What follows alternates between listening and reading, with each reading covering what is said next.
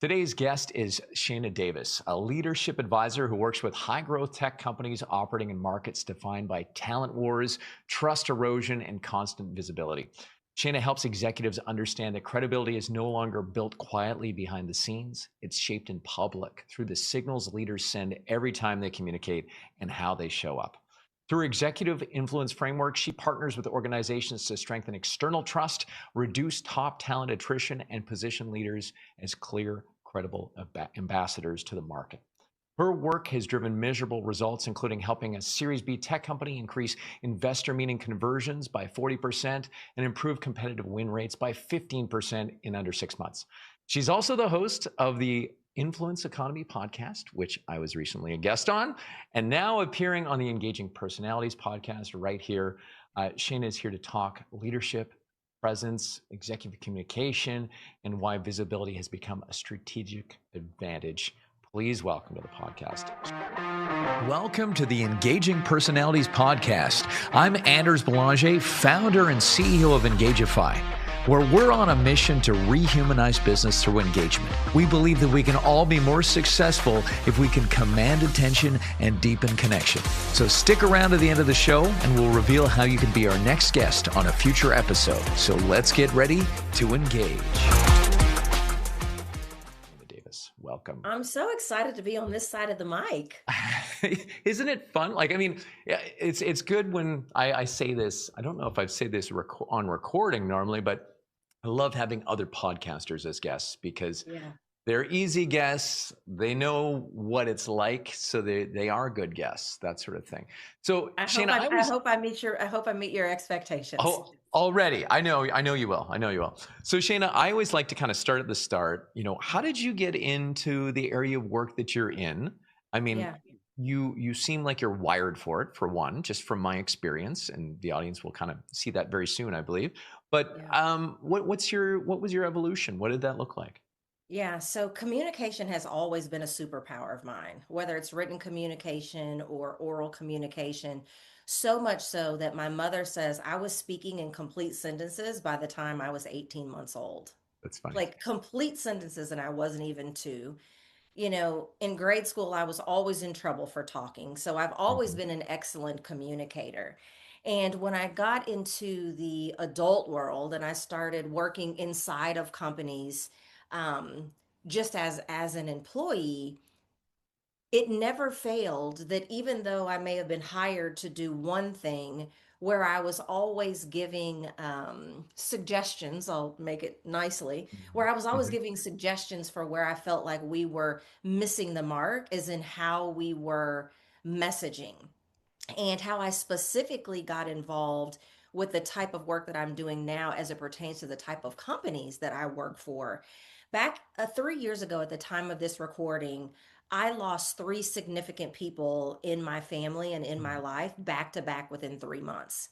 And so I took some time off and I thought, you know what? I'm going to take 6, 7 months off and then decide what I want to do with my life. I don't know if I'm going to go back into business for myself, if I'm going to get a job. I'm not really sure exactly what it is that I'm going to do.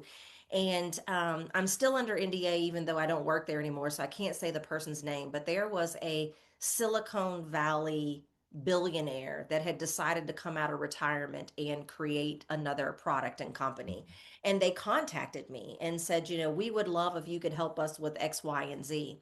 And what I recognized was, again, I was not hired for comms. I was not hired for, some of the things that I'm talking about today. But one of the things that I recognize, Anders, is that when the tech team, like when the CTO and the VP of engineering were told that they were going to have to start having conversations with investors and the Wall Street executives that we were building the product for, they turned ghostly white. And I don't say this to make race a thing, but they were from the Middle East, which means many of them were darker than I am, and they turned ghostly white when they were told that they had to engage externally. And I recognized then there's a competency gap, especially with technical leaders or any leader, that your role is not always forward facing. And so I was like, why don't I just pull together kind of all of the things that I have identified as my strengths over the years and really give it to the people that naturally that's just not their jam of what they're good at. Yeah. Well, I mean, and yeah, people are wired for certain things, Yeah. and when you're out of that lane, I mean, yeah, you are not confident because you just are not used to that context or that specialized area, right? So Yeah. it's a kind of a ripe area for yeah, for coaching, for teaching, for training. When you're working with these leaders, Shayna, what are some of the maybe, I don't know, unconscious signals, or what, what are they, what is that kind of message they're sending that they're not realizing? Kind of that, Yeah. maybe a blind spot, if you will. I don't know. What do you see out there? They're being very robotic and not always just in the way they sound, although that can, be common as Mhm. well. But one of the things that I recognize is that they're very well equipped, whether it's because they just naturally understand what it is that they have built or the company that they're part of, or whether they've had an internal communications person that has helped shaped their talking points. They're very well equipped to talk about the company that they are part of, the Yeah. values of that company, and what it is that that company has built. But what is missing, and I think this is where the trust starts to leak out and the credibility starts to seep away, is that they give no personal perspective. They appear as though Mm. they have no point of view about the industry that they're in or where it's going. They appear as though they have not thought at all about who they are as the leader and like what their own narrative is. And those are the things that really make people lean in and go, this company is worth coming to work for. This company is worth Mm. buying from. This company is worth investing in, because product changes. A product can become obsolete 2 months from now in the environment that we're in now. But if I can really trust the fact that these leaders are credible and actually seem to have a grasp on what's going on within the company and in the world, I'm more likely to hedge my bet against them than if they're just going to tell me what I could have seen on a company website and read for myself. This makes me think of watching Shark Tank, right? And the investors, when people pitch, and they're often saying like, I invest in the person, because they see the drive, they see the passion, they see, there's competence there, right? And thought in behind that. Um, and there's something too, and how when you talk about that, Shayna, it's like people want to relate to that human, right? Yeah. Like if they are kind of robotic talking points about the product or whatever, you just kind of, you may like the product, but you just can't like get behind, and Steve Jobs, let's say, for example, right? Like he wasn't maybe the warmest individual, right? But there was a charisma there, and people really fell in love with him talking Yeah. about Apple products. And Yeah. there's something.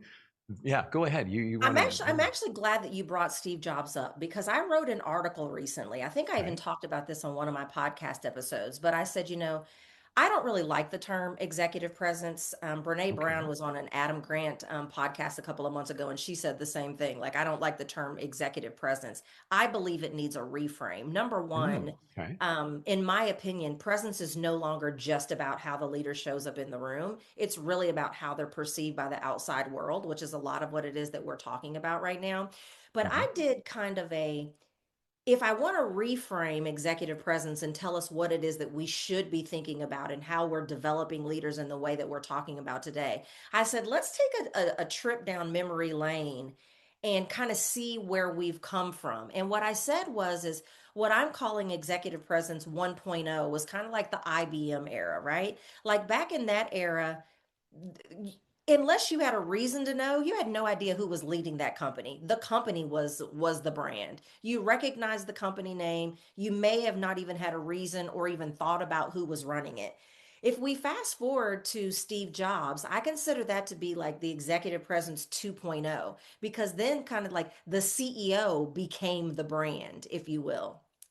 And it was starting to become more visible. Like the CEO was more visible, they were sharing more of their opinions and their ideas, and it was no longer just about the logo and the gravitas and value of the company, if you will. Then you fast forward to where we are today where you have companies like Nvidia, where it's not just, I mess his name up all the time, so I won't even try, Janssen Wong or something like that. It's not just the CEO, but he's making sure that everyone on his core leadership team is not only just visible, but is credible. So I call that executive presence 3.0. So if we're going to move into 4.0, my question is who's next?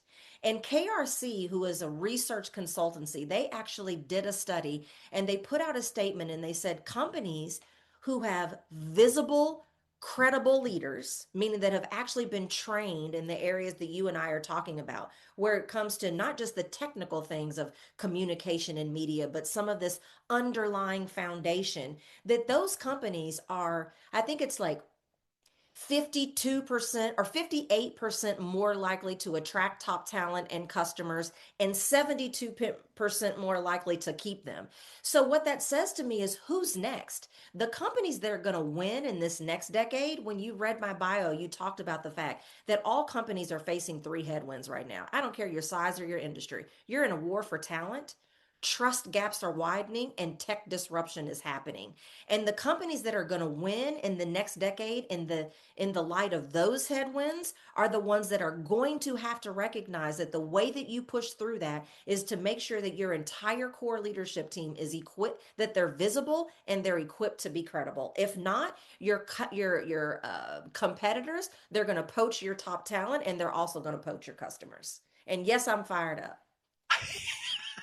I'm like, amen, Shayna. That's it's just actually while you were on fire there just a second ago, I was like, this is a great soundbite. This is the part we're gonna put out. And all I could think of is don't say anything, Anders. Don't don't wreck the soundbite. So Shayna, that's awesome. And you raised so many good points there.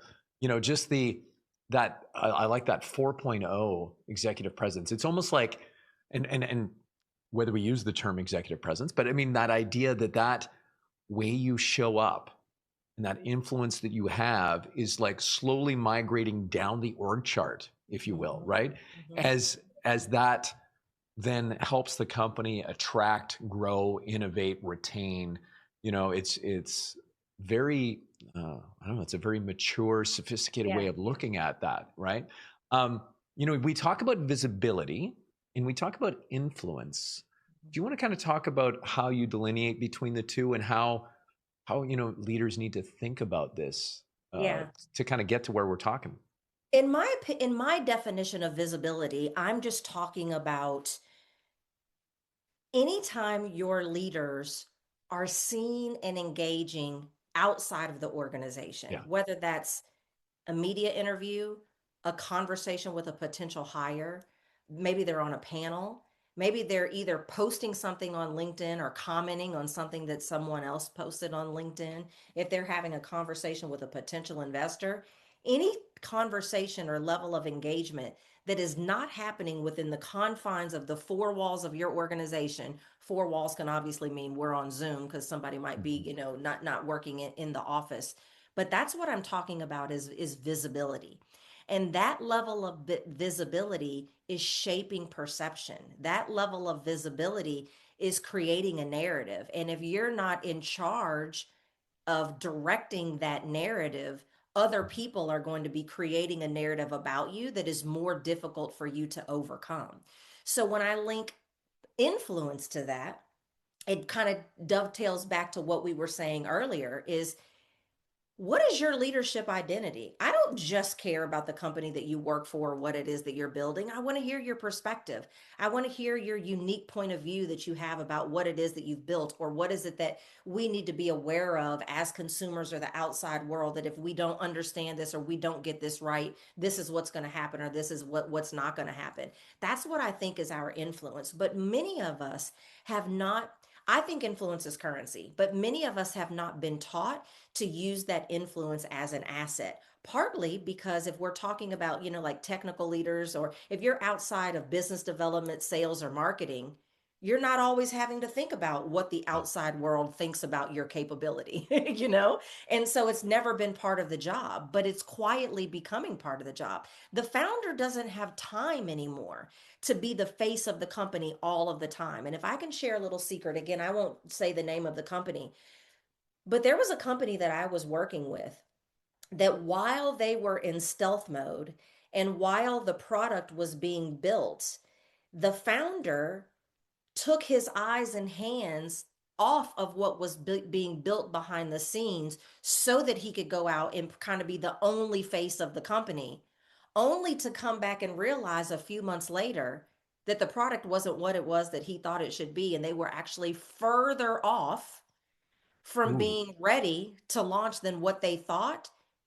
And it delayed their launch by almost a year Hmm. because he was the only person on the team that was equipped Uh, to talk to investors. He was the only person on the team that was equipped to be interviewed by media.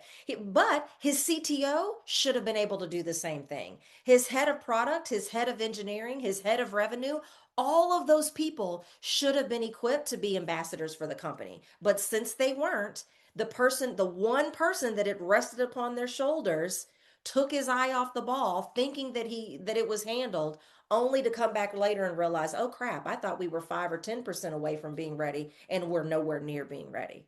right. So yeah, diversifying, or the onus or the responsibility of, being that kind of point person Yes. across the executive team. Um, I don't know. Do you see this happening? That is sometimes the CEO is there. I mean, I'm going to say there's probably ego involved at some point, right? And is that sometimes a battle that they want to be the face of the company solely, and much to their detriment? Do you see that happening? Is that kind of an issue that crops up? Probably so. And oftentimes I don't even know what's going on until it's already too late. So Right. my message is that start, especially like if you're a company that is getting funded or whatever, like if you're in pre-launch or if you're in like pre-seed or series A or whatever, you are focusing on the product and the go-to-market strategy, etc. But once you get to like that series B level or higher, I wish you would think about it sooner than that, but I don't know that I'll ever be able to convince them to do so. But as soon as you can, start thinking about, have your leaders been developed to be visible, because there's a chance that they may. If they never do, great, never going to do it. But I can almost guarantee you that as you're scaling and as you're ramping up, everything cannot just rest on you. And that VP of comms that you hired, that you pulled from another company, that you hired because of all the experience that they had, most of them are not equipped to train the leaders in the area that we're talking about right now. They're going to teach them the company talking points that they're going to memorize, and they're still going to be missing this foundational work of, I Mm, first need to think about, what is my leadership identity? I first need to know, do I have a unique point of view? Have I thought about those perspectives that support and sometimes outshine the talking points that your comms person, because your comms person has not been trained and does not think like this either. Not to fire them, not to poo poo on them, because they're needed. But if we jump straight to getting you camera ready and getting you mic ready and just giving you the company talking points, right. it's still going to run the risk of not landing the way that you want it to land. And they're still not going to have trust. They're still not going to have credibility, and there's still going to be no authority. Yeah, it's like what I'm hearing when you describe that is almost like a corporate branded parrot, right? Correct. That is just kind I'm of doing writing the that down. talking I'm points. stealing that and I'm using it. It's yours, Shayna. Take it, and do what you want. But with that, the idea that it's like the texture or the depth, the dimensionality. Is that, yeah? Hmm. That's a word, right? Hmm. Dimensionality. So Hmm. just giving it more than this kind of like surface value, surface, the window dressing. Correct. It feels like that's the messaging. So let's say, Shayna, that we've got some leaders listening to this episode, because I think this is a great one to go, hey, if you're in tech and you're an executive, listen to this, right? So Yeah. what would you say leaders do? Obviously, get trained, that sort of thing, but maybe what are the first few steps they could take, Yeah. or what do they need to focus on to start kind of building this kind of influential team, if you will? Absolutely. If you're doing it at the individual level, or whether or not you're the leader and you're doing it for the whole team, what I want you to ask of your team, or what it is that I want you to ask of yourself if you're the leader. And you may be listening to this and you're like, hey, I'm not a technical leader. Like, I'm not in STEM in any capacity, but oh my goodness, this resonated with me. I want you to ask yourself just one simple question. What is my unique point of view about my industry or my field? Period.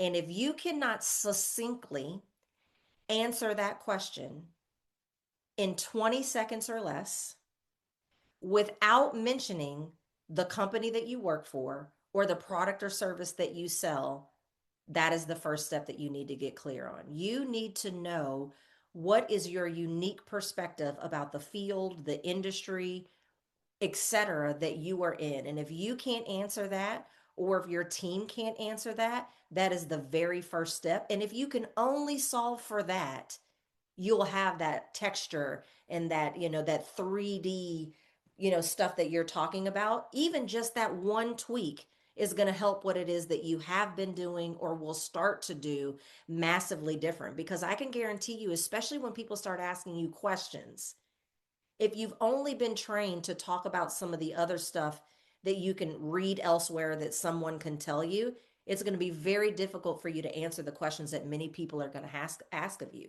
Your customers are going to have these questions. Media is going to have these questions. Potential hires are going to have these questions.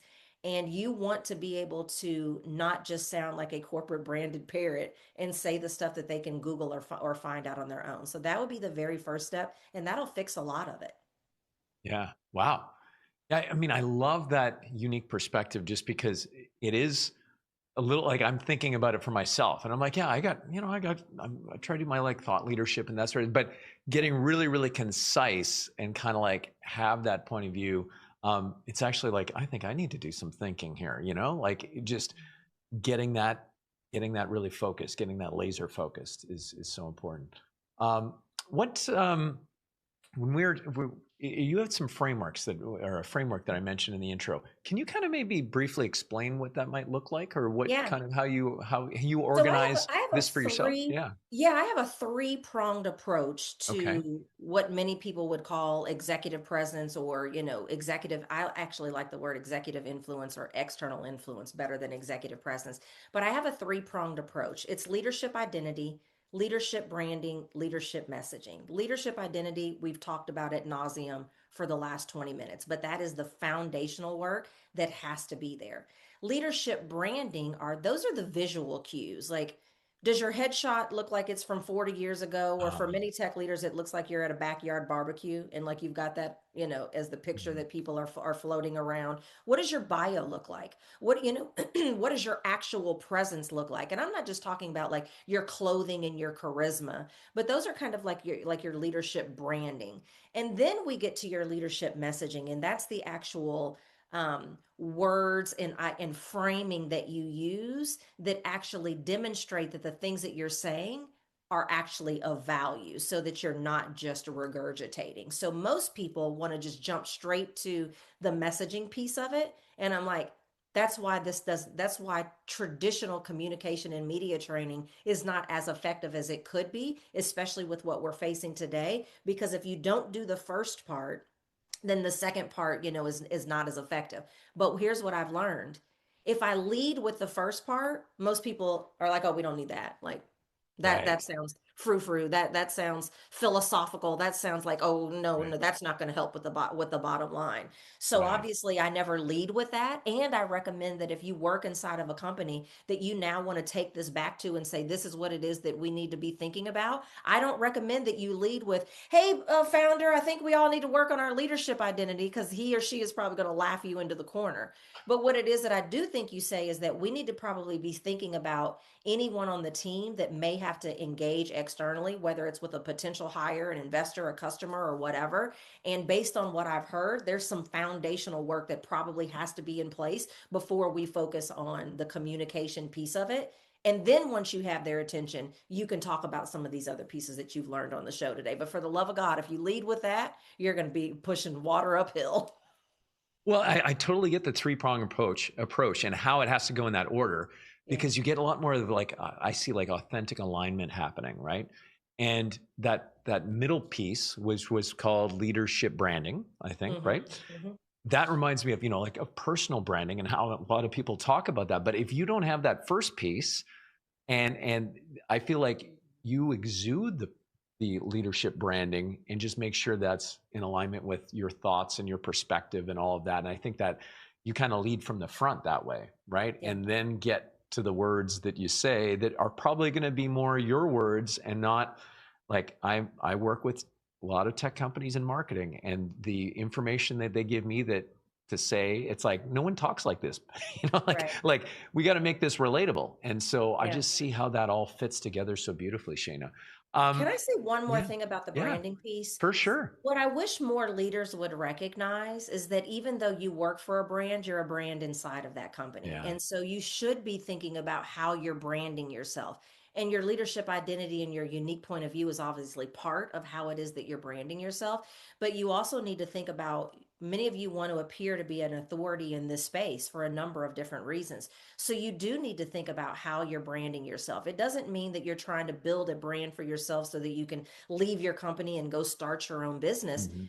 But you are a brand inside of that company, and you are oftentimes an ambassador for your company, whether you see yourself as like a spokesperson or not. And so that's one of the other reasons why I think the branding piece has to be there, because I could have just said, it's, let's just do your leadership identity and we could get straight to the messaging. But I also don't want us to lose sight of, all of those different things that are part of a brand. We put a lot of time into thinking about how the company is branded, but not necessarily how the people are being branded, but they're the ones that are representing us in all of these different arenas. So true. So good. So Shayna, tell me, how can people reach out and get a hold of you? Absolutely. So the best place to find me is on LinkedIn. I'm Shayna Rattler Davis on LinkedIn. So that's the best place to follow me. I hope that you do follow. I put a lot of information out there. I also created a white paper that is all about, like, all that, we go deeper into some of the things that we talked about today. And I believe that the website for that is techinfluence.us. But Anders, I'll let you know for sure when Okay, we good. We'll put it in the show notes or something. All right. Good stuff, Shayna. Hey, so good to see you again. We should do this again. I enjoy having a conversation with you, so I appreciate you Absolutely. coming. Thank you for having me. All right, and to all of our listeners, thank you for tuning in once again. And until next time, you know what to do. Stay engaged. Thank you so much for listening to Engaging Personalities. If you believe this world needs more engagement and you're an industry leader or you have an interesting take on rehumanizing business, go to go.engagify.ai/podcast-guest to apply and come on the show. If you got something out of this interview, do you mind sharing it on your social media? Just grab a quick screenshot with your phone and text it to a friend or post it on the socials. If you know someone that would be a great guest, tag them on social media to let them know about the show. Include the hashtag Engaging Personalities. I love seeing your posts and guest suggestions. We are regularly putting out new episodes and content. To make sure you don't miss any episode, go ahead and subscribe. Your thumbs up, ratings, and reviews go a long way to help promote the show and mean a lot to me and my team. Want to know more? Go to our website, engagify.ai, or follow me on LinkedIn. Thanks for listening, and stay engaged.